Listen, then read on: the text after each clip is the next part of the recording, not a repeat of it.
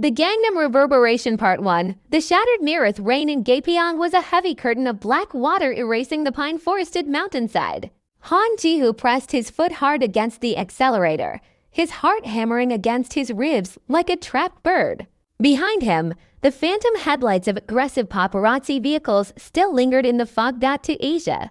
Ji-hoo was the reigning king of Korean television, a hyper-famous lead actor whose face dominated the blinding neon of Gangnam. Tonight, his gilded world was collapsing. A rogue deepfake artist had injected a highly sophisticated, malicious digital fabrication of Ji-hoo into a career-ending scandal, and the internet was tearing his life apart pixel by pixel. He had fled the city, driving blindly into the mountains to find the analog server hub where the blackmailer's IP address had originated. Then, the mountain road vanished. A sudden, violent sheet of water blinded his vision. The tires lost traction on the mud-slicked asphalt. With a terrifying groan of tearing metal, the sedan hydroplaned, spinning out of control before crashing violently into a stone retaining wall at the edge of an isolated mountain ridge. The airbags deployed with a deafening bang. Silence followed, thick and heavy. Coughing through the white smoke, blood trickling down his temple, Ji-hoo forced the jammed driver's side door open. He stumbled out into the freezing downpour, his phone dead, his body shaking with adrenaline and shock. Through the dense, shifting mountain fog, he spotted the faint, warm amber glow of a traditional Hanok courtyard gate just 100 meters up the path. With the last of his strength, he dragged himself up the stone steps, collapsing heavily onto the wooden veranda before darkness claimed him. Part 2. The sound of silence inside the traditional studio. The world was perfectly still. Seo Soo-min kept her hands locked firmly around a spinning mound of wet, gray clay. The pottery wheel turned in a smooth, hypnotic rhythm beneath her fingers. She did not hear the thunder shaking the mountain, nor the frantic rain against the paper screens. Born completely deaf, Soo-min lived in a sanctuary of absolute silence, her entire existence defined by the tactile, honest reality of the earth beneath her palms and the radiant, slow-burning heat of her wood-fired kiln. She paused, lifting her hands from the clay. A subtle, deep vibration traveled through the wooden floorboards of her veranda, heavy, irregular thud that didn't match the rhythmic pulsing of the storm. Soo-min stood up, wiping her clay-stained hands on her canvas apron. She slid open the delicate paper door, and her breath hitched. A man lay collapsed across her threshold, drenched to the bone, unconscious, and bleeding, acting on pure protective instinct. Soo-min knelt beside him. She managed to haul his broad, shivering frame across the threshold, sliding the door shut against the freezing wind. In the soft, golden amber light of the wood stove, she carefully washed the blood from his temple. As she gently pulled away his soaked cap and dark mask, she froze. Even under the bruises and exhaustion, his face was striking a sharp, elite jawline and perfectly sculpted features. She didn't watch television, and she had never scrolled through the chaotic feeds of Gangnam entertainment forums, but she knew an outsider when she saw one. This man carried the heavy, exhausting weight of a completely different world.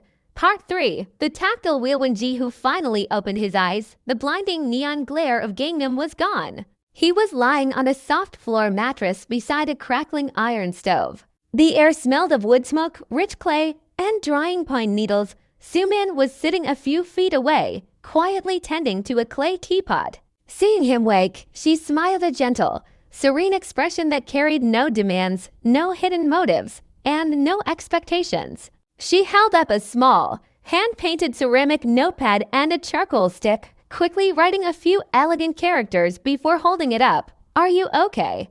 You had an accident on the ridge." Ji-hoo swallowed hard, his throat dry. "Thank you," he said aloud, his voice raspy. "I need to call my agency." The media. Soo-min watched his lips move, then softly shook her head. She tapped her ear, then pointed back to the notepad, writing smoothly. "I cannot hear you. I am deaf. Please write, or speak very slowly so I can read your lips." There is no cell service here during the storm. A profound, staggering wave of relief washed over Ji-hoo. She didn't know who he was. To her, he wasn't Han Ji-hoo, the megastar, the scandal, or the commodity. He was simply a broken human being who had stumbled out of the storm. For the first time in 10 years, his defensive corporate armor fell away entirely. He sat up slowly, moving into her space. He pointed to his own chest, then pointed to the notepad, speaking with deliberate, slow clarity. "My name is Ji-hoo. I am ... hiding." Soo-min nodded gently. She reached out, her warm, clay-softened hand lightly touching his forehead to check his fever.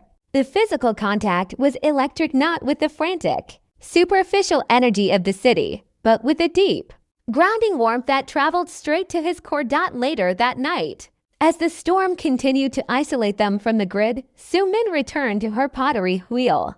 Ji-hoo watched her from the shadows, completely mesmerized by the absolute grace of her silence. She looked back at him, tilted her head, and gestured for him to sit opposite her at the dual-wheel assembly. He hesitated, then sat down on the low wooden stool. Soo-min took his large, tense hands and placed them directly over hers, guiding his fingers onto the wet, spinning clay. The intimacy was raw, clean, and overwhelming.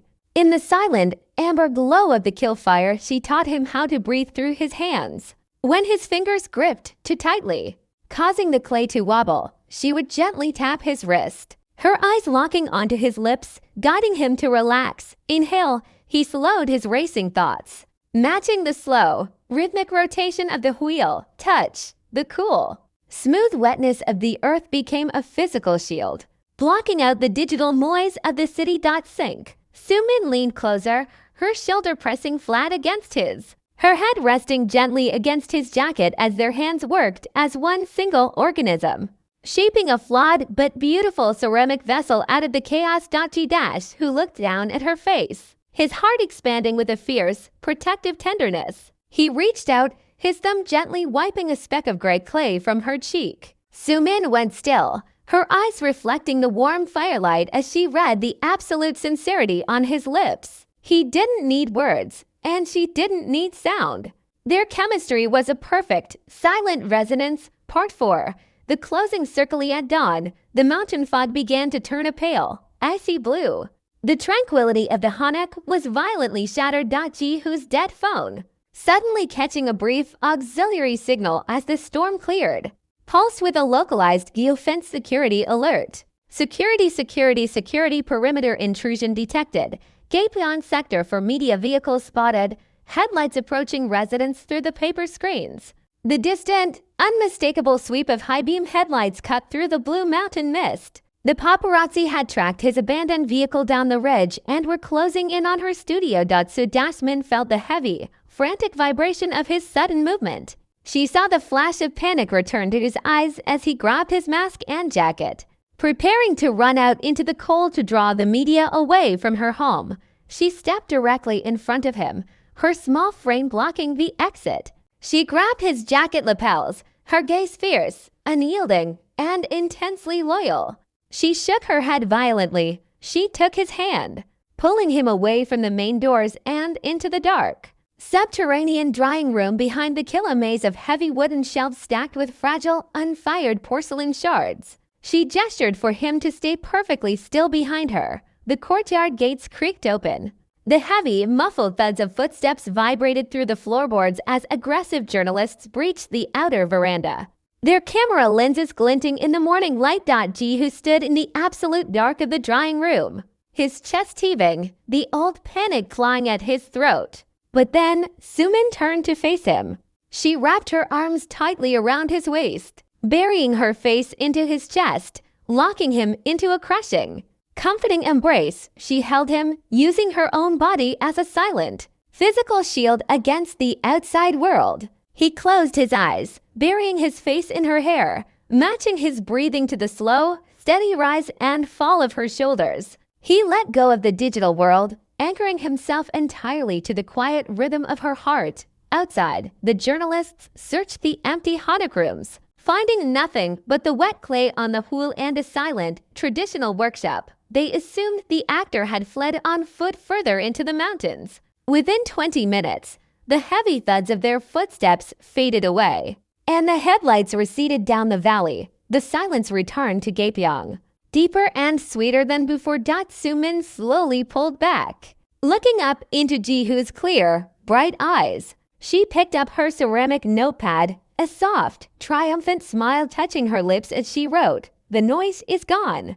You are safe here." Ji-hoo took the charcoal stick from her hand. He didn't write a destination, and he didn't write a deadline. He simply looked into her eyes and wrote a single, unshakable promise. "I am staying." He pulled her back into his arms, his mouth meeting hers in a deep, tender kiss that carried the taste of the mountain air, the warmth of the fire, and a beautiful, lasting sanctuary that the loudest world could never break.